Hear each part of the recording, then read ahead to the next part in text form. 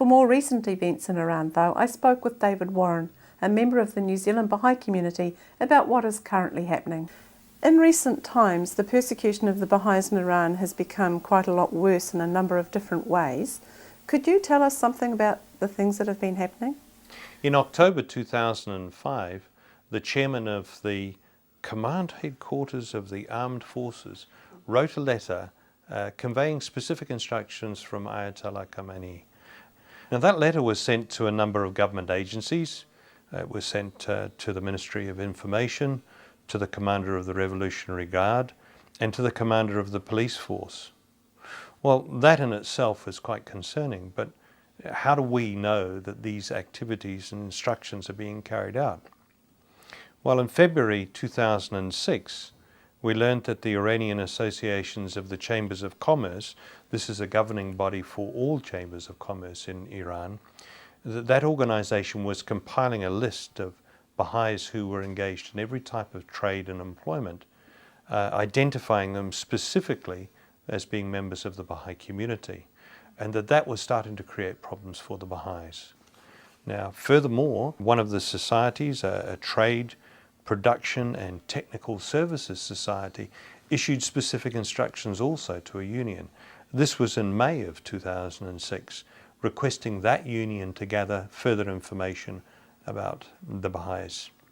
Now, that would be of great concern, even more so enforcing the fact that there was going to be the gathering of this information, that it was occurring. It's particularly alarming and of particular concern in an environment where the government is so clearly hostile to the Baha'i community.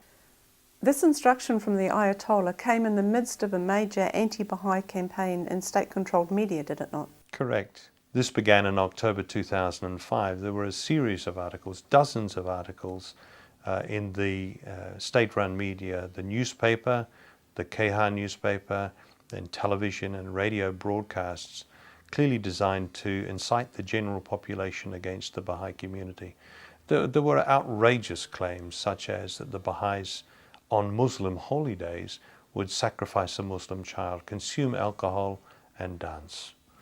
Anyone that has any understanding of the Baha'i community knows that this is patently untrue. And the only conclusion that we can draw from that, it's clearly designed to incite anti-Baha'i activity. There has also been an escalation in the number of incidents in which Baha'is are being personally harassed too. Correct. Baha'i households have been receiving notes, texts, even CDs, messages to their cell phones, personal cell phones, SMS messages, clearly designed to refute the claims of the Baha'i faith and furthermore to vilify the Baha'i faith. One of the techniques that has been used is to associate the Baha'is and the Baha'i community very closely with the United States of America. This plays on the anti-American sentiment that exists in Iran. And the number of Baha'is in Iran who have been arrested has increased quite dramatically lately too.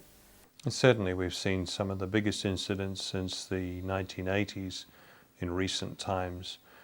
The United Nations Special Rapporteur on Housing confirmed this from an independent point of view, that the number of arrests, particularly of Baha'i leaders and prominent Baha'is, had increased significantly. In May of 2006, some 54 Baha'is were arrested in Shiraz. Now, these were youth who were conducting lawful activities. They were providing education to underprivileged children. They had a permit from the government to do this. They were arrested and they were held without bail for 5 days. This is tragic. You try to be obedient, you gain the permits necessary, you hold these permits, and yet you're arrested without bail for no reason at all. And this is a photograph of 3 of those youth from Shiraz. And the Special Rapporteur had some comment to say about the number of Baha'is being arrested. Correct. The Special Rapporteur from the United Nations, this was the Rapporteur on Housing in Iran, made a specific comment to the extent that the Baha'is of prominence and Baha'i leaders in the community were being increasingly arrested without cause.